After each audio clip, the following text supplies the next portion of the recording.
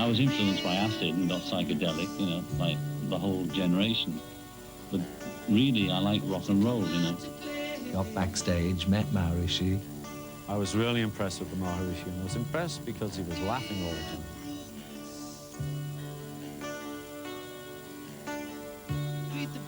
I don't know what to say, you know, we've only just heard and it's hard to think of things to say. But he was just a beautiful fella, you know.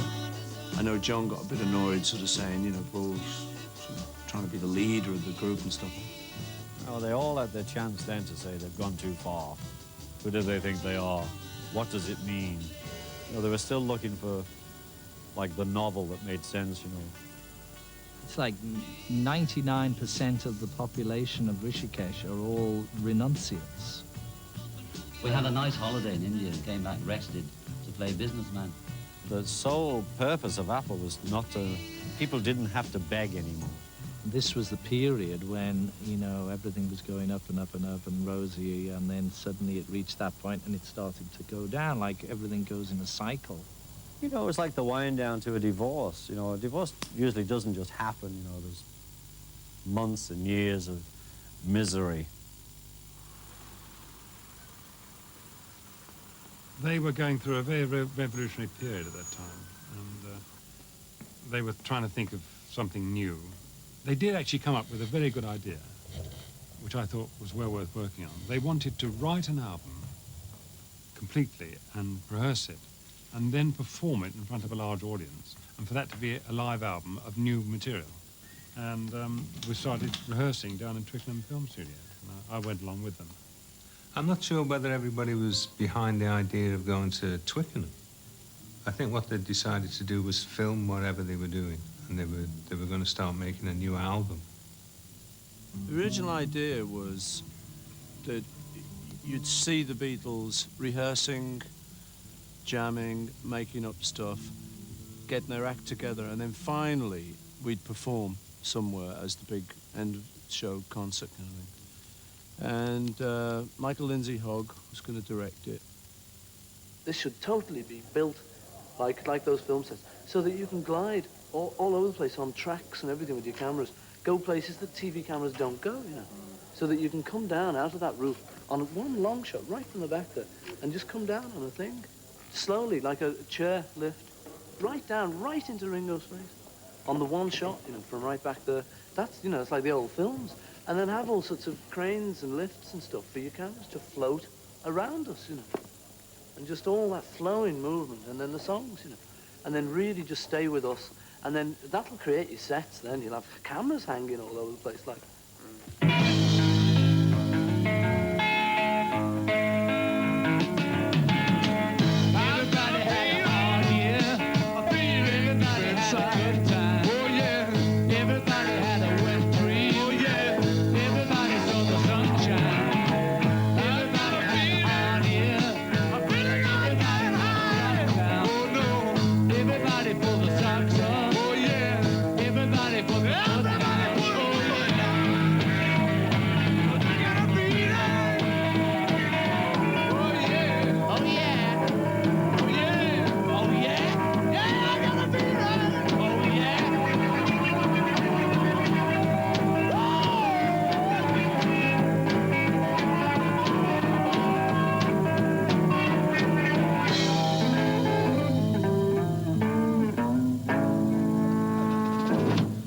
Okay, you know, well, it's a new year and we got some new approach, but it soon became apparent that it wasn't anything new. It was just going to be painful again.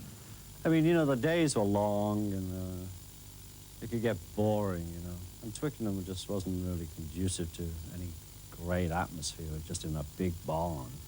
I'd just spent like the last 6 months producing an album of this fella, Jackie Lomax, and hanging out with Bob Dylan and the band in Woodstock and having a great time. And for me to come back into the winter of discontent with the Beatles in Twickenham was, it was very unhealthy and unhappy.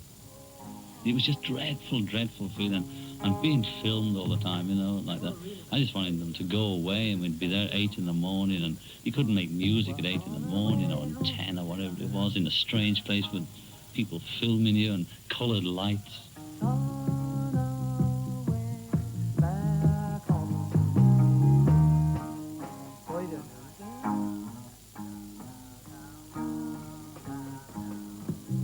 As everybody knows, we never had much privacy. And, you know, this thing that was happening was they were filming us rehearsing. There was a bit of a row going on between Paul and I. You can see it where he's saying, well, don't play this or something. And I'm saying, well, you know, I'll play what you want, or I won't play if you don't want it. You know, just make up your mind. That kind of stuff was going on. And they were filming and recording us having a row. You know, it was like, it was terrible, really. But it's complicated in the bit. But no, we didn't. I mean, you know. I mean, I'll play the form. I'm trying to help you, but I always hear myself annoying you, and I'm trying to. No, you're not I get annoying. so. You don't annoy me. But you know what I mean. I know, but you know. Because it'll take even longer. Okay, look, you know, I'm not trying to say that. I'm not trying to say that. You know, you're doing it again as though I'm trying to say that. And what we said the other day, you know, I'm not trying to get you. Well, really, I'm trying to just say, look, lads, the band, you know, should we try it like this, you know? It's funny that I don't because when we come I know if this one is like, should we play guitar through Hey Jude? Well, I don't think we should. yeah, okay, well, I don't mind. I'll play, you know, whatever you want me to play. Or I won't play at all if you don't want me to play. No, whatever it is that will please you, I'll do it. I thought I'm quite capable of being relatively happy on my own, and I'm not able to be happy in this situation. You know, I'm getting out of here. The whole pressure of it finally got to us. So instead of, you know, like people do when they're together, they start picking on each other. You know, it was like, it's because of you, you'd got the tambourine wrong that my whole life is a misery. You know, it became petty, but the manifestations were on each other because we were the only ones we had.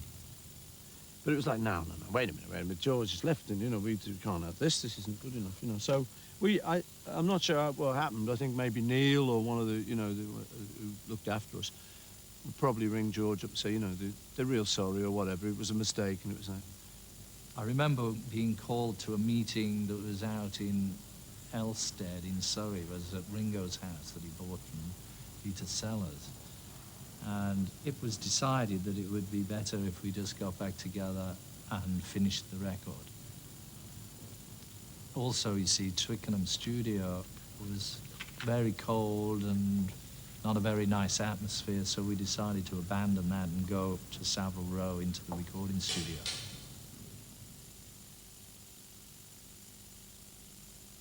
And in the end, we recorded in the Apple Studios in Savile Row, because there was a guy called Magic Alex, which everybody knows about, who was a great friend of John's, and John thought he was the bee's knees because he used to give John little presents of electronic toys.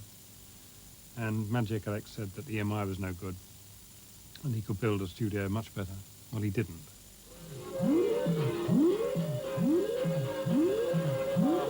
Hello, I'm Alexis from Apple Electronics.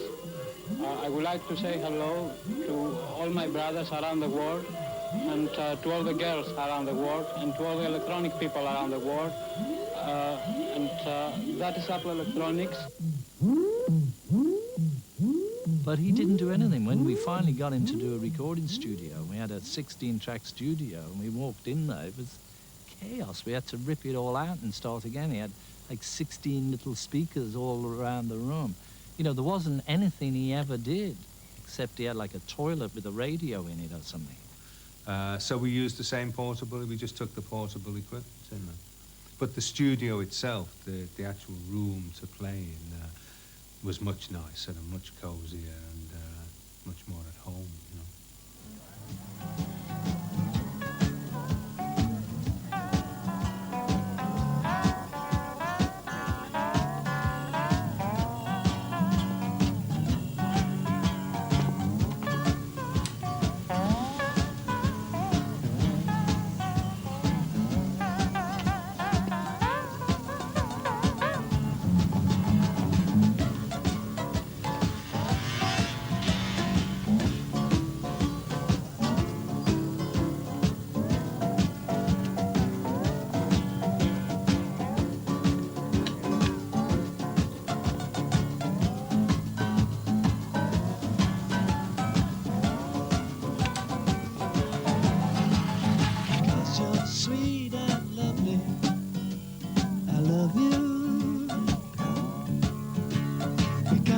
sweet and lovely girl, it's true. I love you more than ever, girl, I do. I want you in the morning, girl, I love you. I want you at the moment I feel blue. I'm living every moment, girl, for you.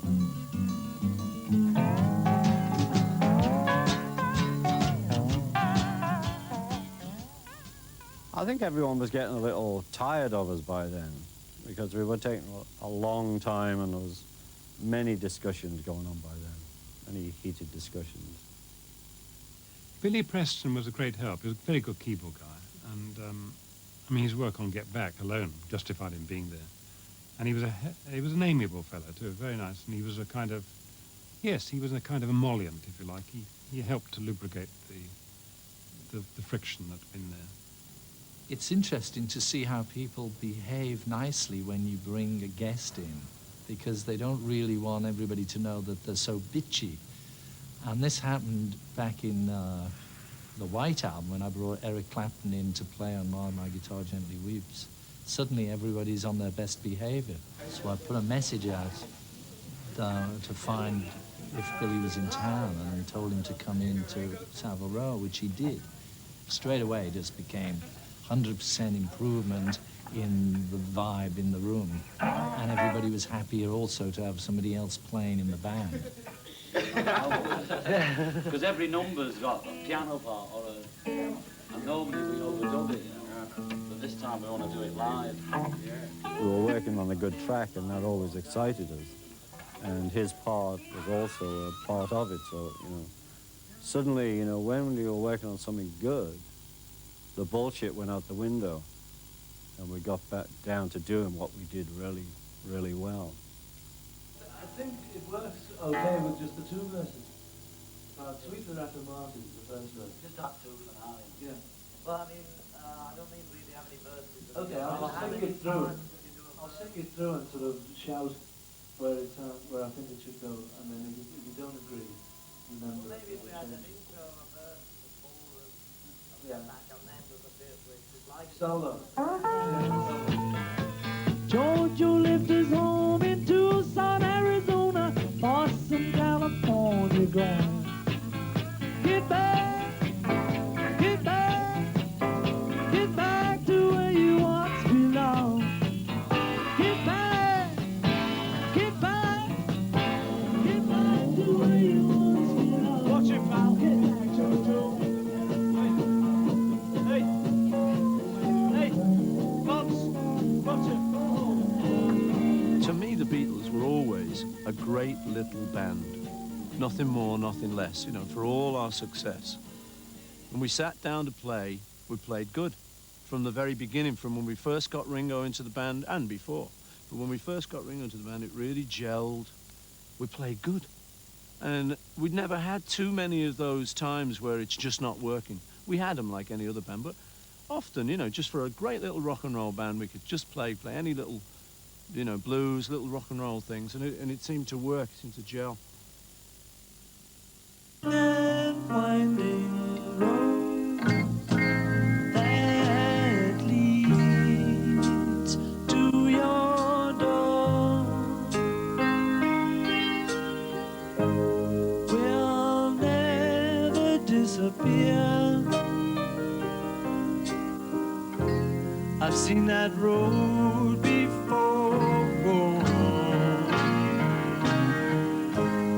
It always leads me here. Lead me to your door.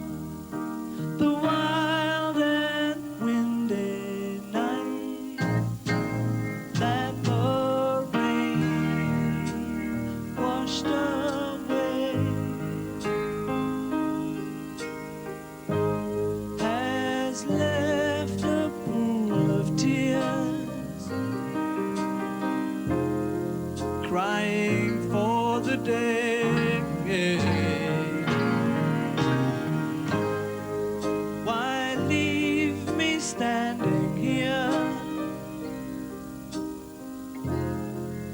let me know the way.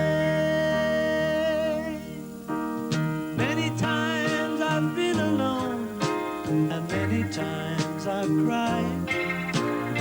Anyway, you've always known the many ways I've tried, but still they lead me back to the long winding road. You left me waiting here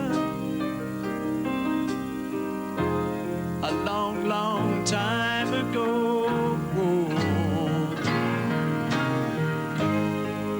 Don't keep me standing here. Lead me to your door.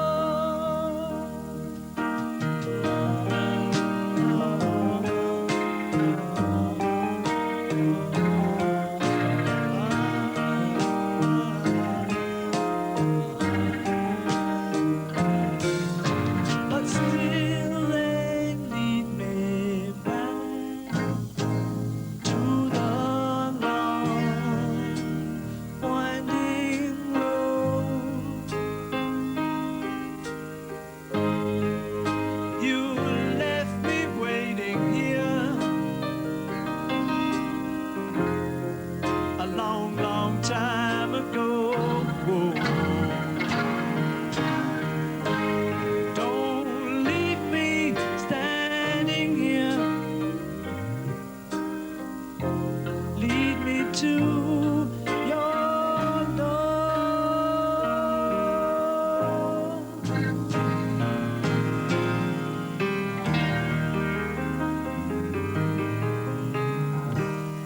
The idea being that originally we were gonna rehearse all these new songs and then make an album in a live show.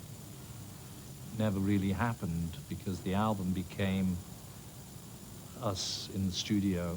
As we rehearsed the songs, they were recorded. They were talking about doing a concert on a boat or a concert in an amphitheatre in Greece or, maybe at the Roundhouse in London. There was lots of different ideas about where they should maybe do a concert. And nothing was ever really agreed. So then it was suggested that we go up on the roof and do a concert there. Then we could all go home. Don't let me down. Don't let me down. Don't let me down. Don't let me down. Nobody ever loved me like she does. Ooh, she does. Yes, she does. And if somebody loved me like she does, ooh, she does. Yes, she does. Don't let me down. Don't let me down. Don't let me down. Don't let me down. I'm in love for the first time.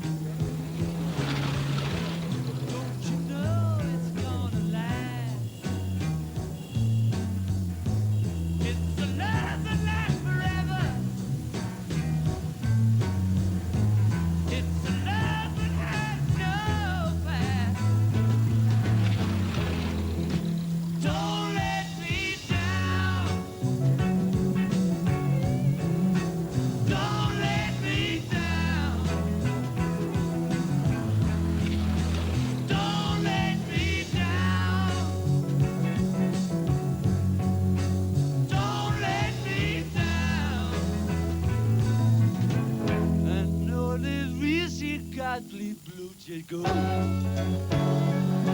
she does. Yes, she does. I guess nobody ever really done me like she done me. She done me good. Don't let me down.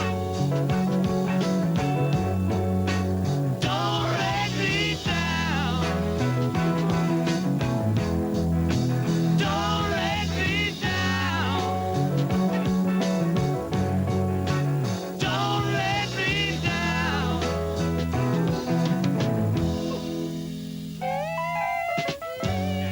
And in the end, it started to filter up from our roadie, Mal, who'd sort of come creep in, trying to keep out the camera. He said, police are complaining, you've got to stop. We said, we're not stopping, keeping going.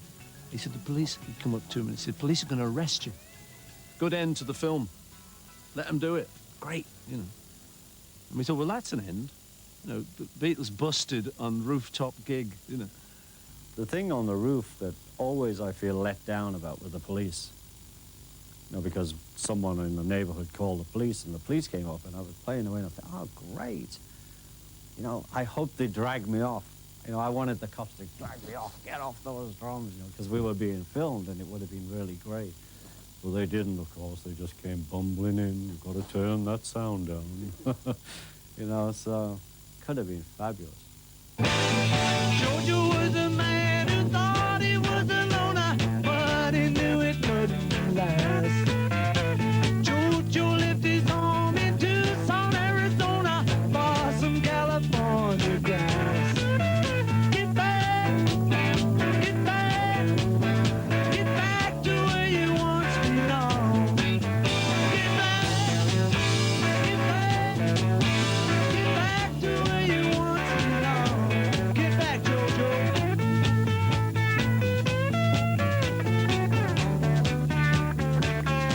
Go home. Yeah.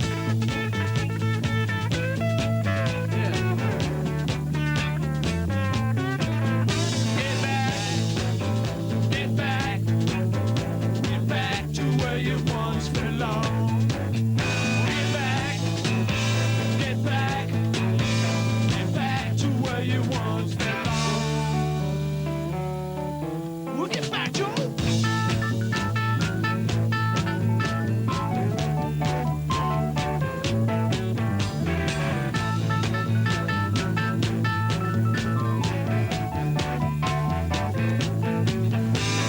Sweet Loretta Martin thought she was a woman, but she was another man. All that goes around is say she's got it coming, but she gets it while she can. Well, get back, get back, get back to where you once belonged.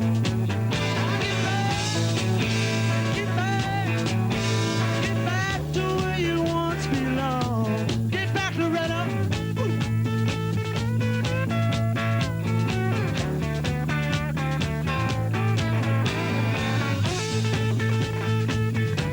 Your mommy's waiting. The high heel shoes and the low neck sweater. Get back, Loretta. Get back. Get back. Woo. Get back to where you once belonged. Oh, get back. Get back. Get back to where you once belonged.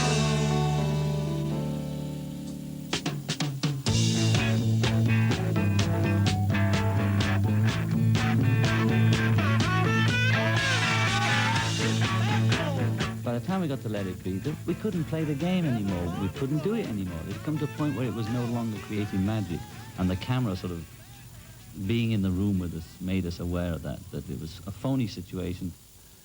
In fact, what happened was when we got in there, we showed how the breakup of a group works. We didn't realize that we were actually sort of breaking up, you know, as it was happening. Just the same as it was before, you know, the year before, when we were last in the studio.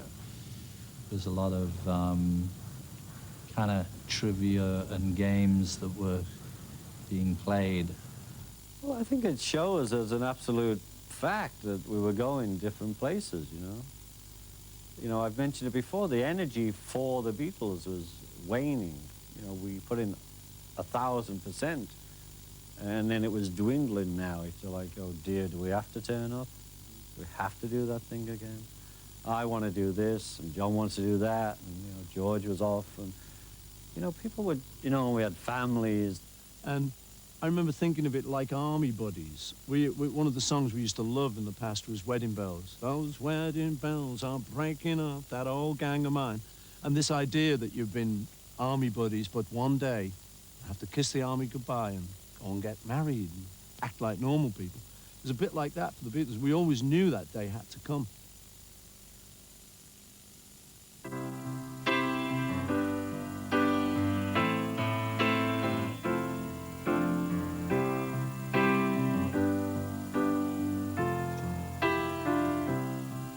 When I find myself in times of trouble, Mother Mary comes to me, speaking words of wisdom, let it be. And in my hour of darkness, she is standing right in front of me, speaking words of wisdom, let it be. Let it be, let it be, let it be, let it be. Whisper words of wisdom, let it be. When all the broken-hearted people living in the world agree, there will be an answer, let it be. But though they may be parted, there is still a chance that they will see. There will be an answer, let it be. Let it be, let it be, let it be, yeah, let it be. There will be an answer, let it be. Let it be, let it be, let it be, let it be. Whisper words of wisdom, let it be. Yeah, let it be, let it be, let it be, let it be. There will be an answer, let it be.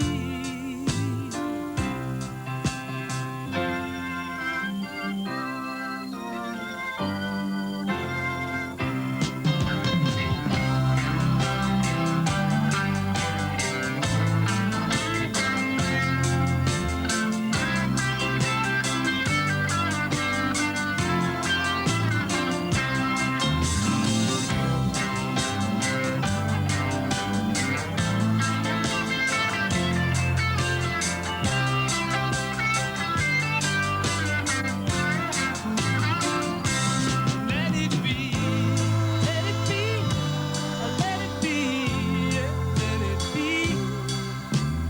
There will be an answer, let it be. And when the night is cloudy, there is still a light that shines on me. Shine until tomorrow, let it be. I wake up to the sound of music. Mother Mary comes to me.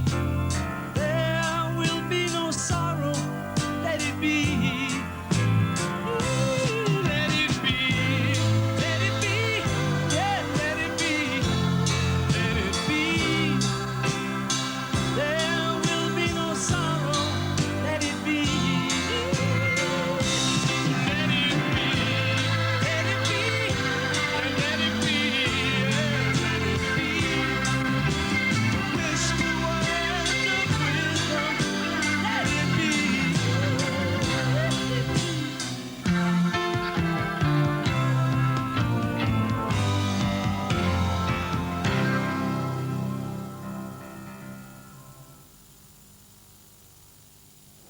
London, weepy time down south. The last bachelor Beatle was no longer a bachelor. Paul McCartney married New Yorker Linda Eastman. He'd gone and been and done it at Marylebone Register Office. Paul's new stepdaughter Heather was among the advance guard who battled their way through the shrieking, sobbing press of devoted fans who surged round the newlyweds as they made for their car. London bobbies and Fleet Street photographers tangled with tear-stained teenagers who were bidding farewell to the bachelordom of the Beatle who'd held out against marriage for so long.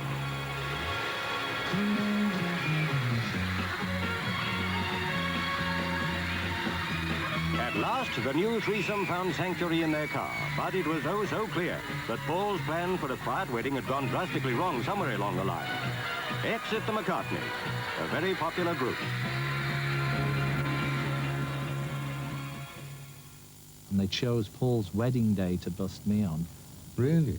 Oh, because George was in my office, and Patty rang saying that Sergeant Pilcher, that was his name, right, was swarming all over the house at in Isha.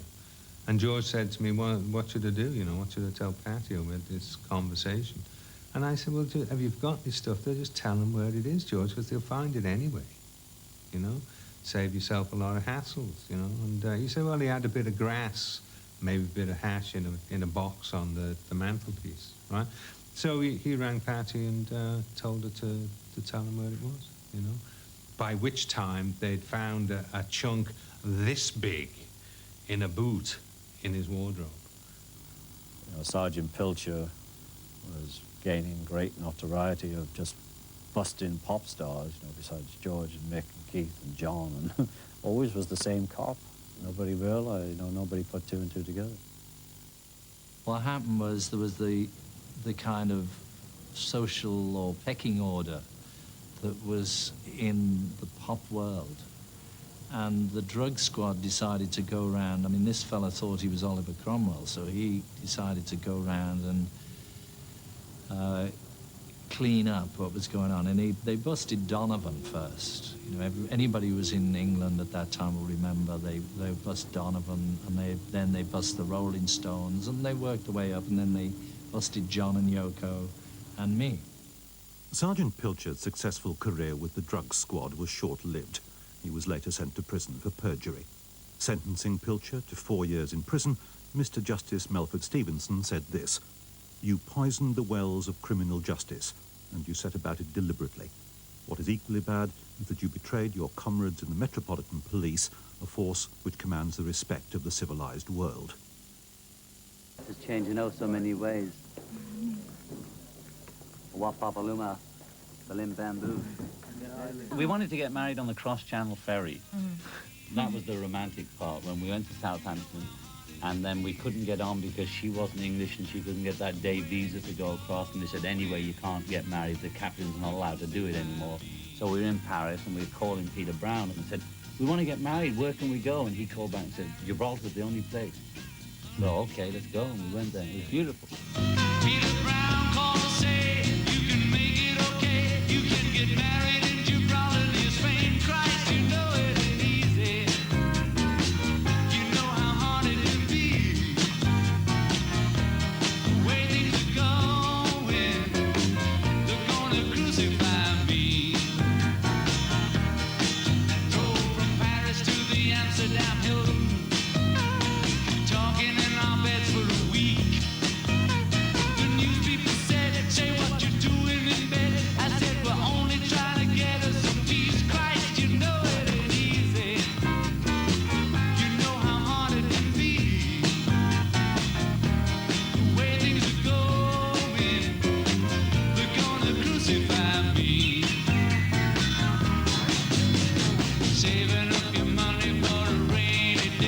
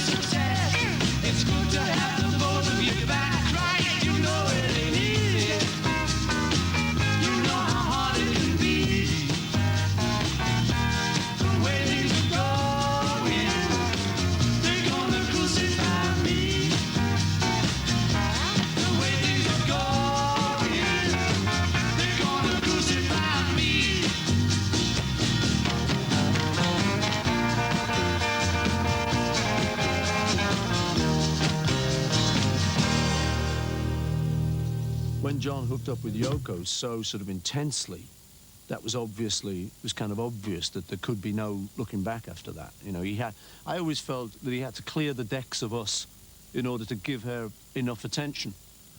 It takes a lot to live with 4 people over and over for years and years, which is what we did. And we'd called each other every name under the sun. We'd got to blows. We'd been through the whole damn show. We knew where we were at. We still do. We'd been through the mill together for more than 10 years. You know, we've been through our therapy together many times, you know. You know, and a lot of days, even with all the craziness, it really works still. Instead of working every day, it worked like 2 days a month. You know, and there were still good days. We were still really close friends, you know. Then it would split off again into some madness. You know, it was quite obvious that the Beatles became, you know, I mean, the thing that it started out being, it gave us a vehicle to be able to do so much when we were younger, and then we grew right through that. But it got to a point where it was stifling us. There was too much restriction. You know, it had to self-destruct.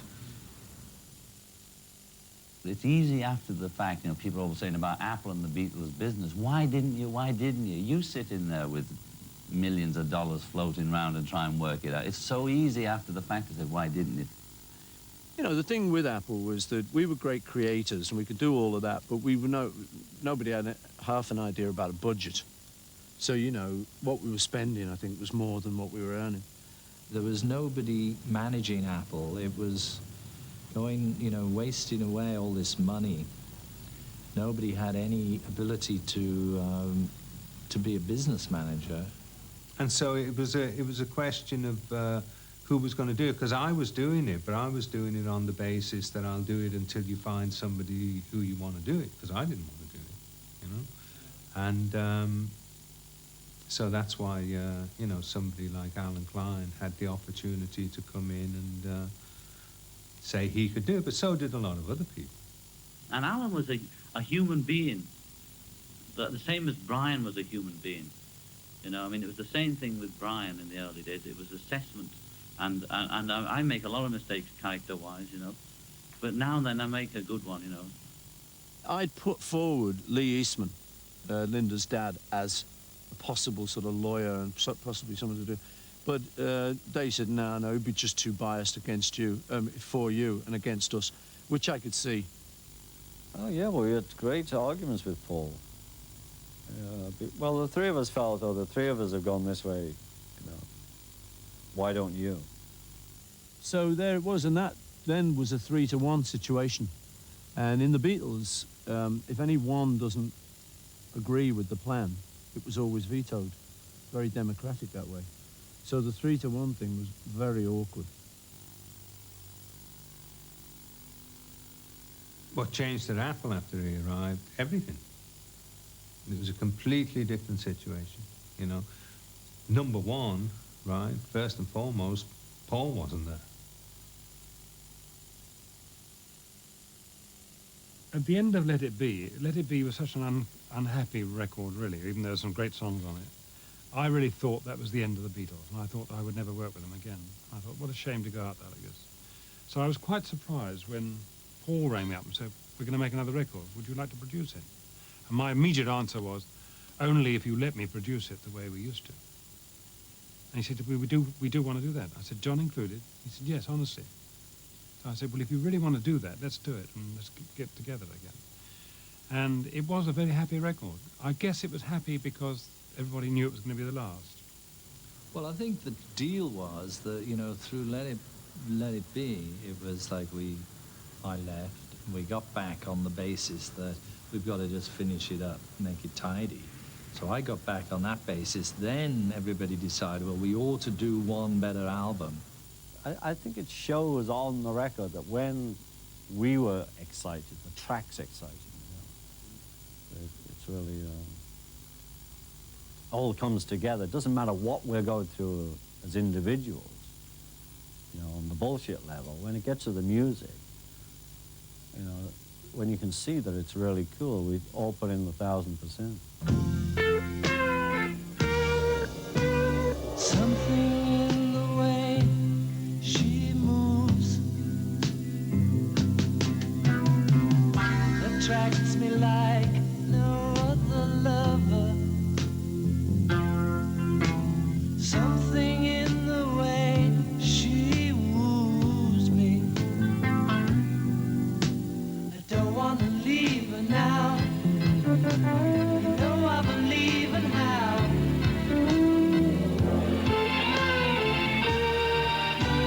Somewhere in her smile, she knows that I don't need no other lover.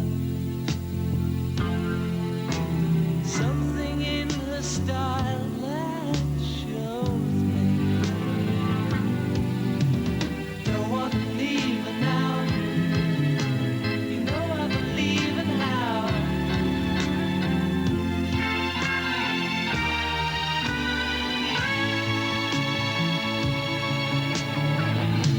You're asking me, will my love grow? I don't know.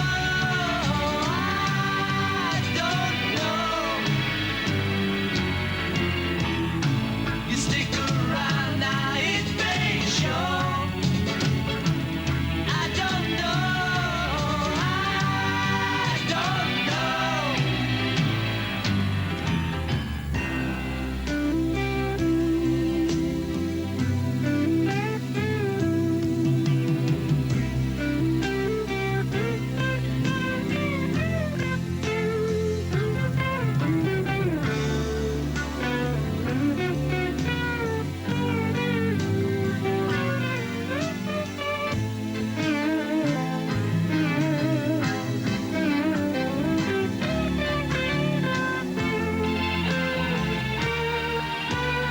Something in the way she knows, and all I have to do is think of her. Something in the things she shows me. I don't want to leave her now. You know I believe in how.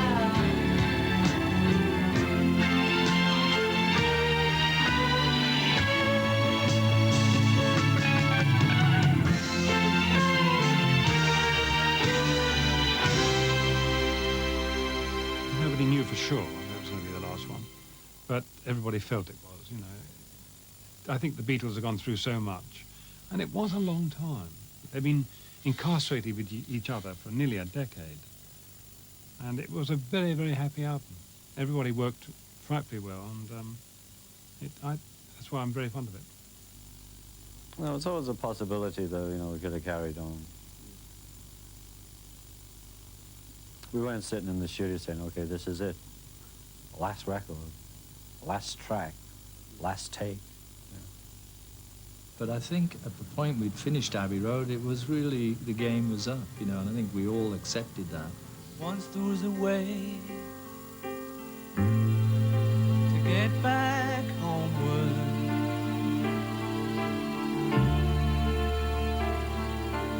Once there was a way to get back home. Sleep, pretty darling, do not cry, and I will sing a lullaby. We would sing and dance around, because we know we can't be found. I'd like to be under the sea, in an octopus's garden, in the shade. Little darling, I feel that ice is slowly melting. Little darling, it seems like years since it's been cleared. Here comes the sun, here comes the sun, and I say it's alright. You were no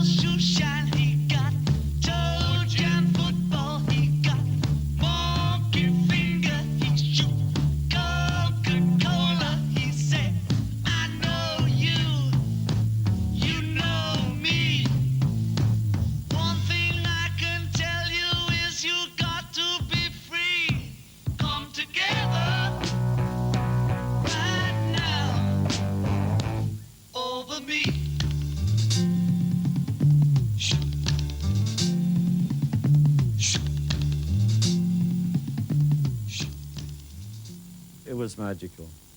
I mean, there were some really loving, caring moments between four people. A hotel room here and there. A really amazing closeness. Just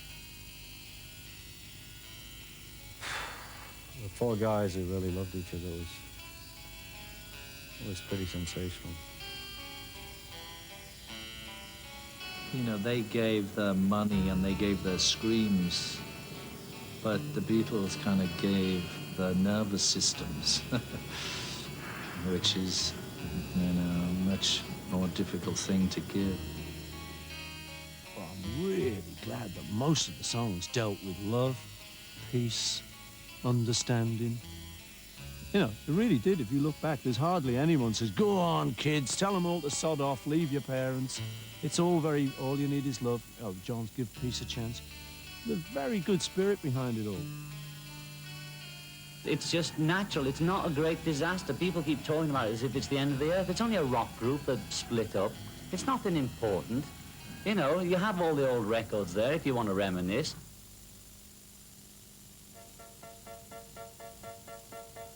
And in the end, the love you take is equal to the love you make.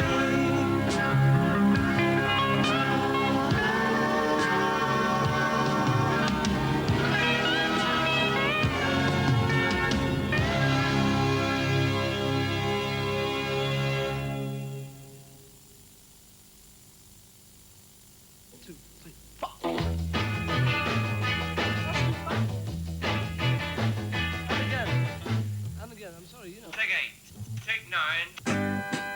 Got to get you into my life. Oh, and hear me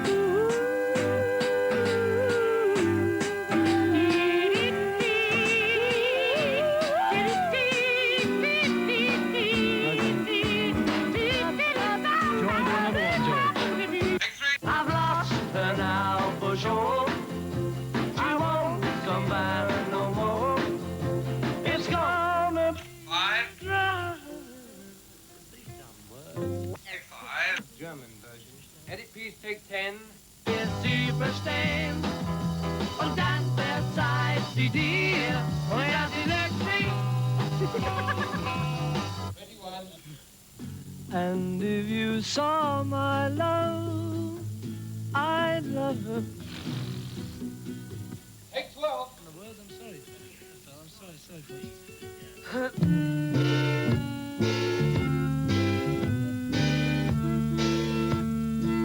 Was ist los haben hier? It's okay.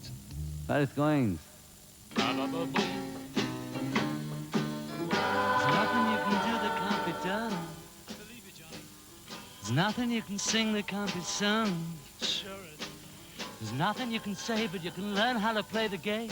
Johnny, It's easy. you're right, boy. You're right there, boy. We haven't got anything in the cans. I'm ready to sing for the world, George, if you just give me the backing.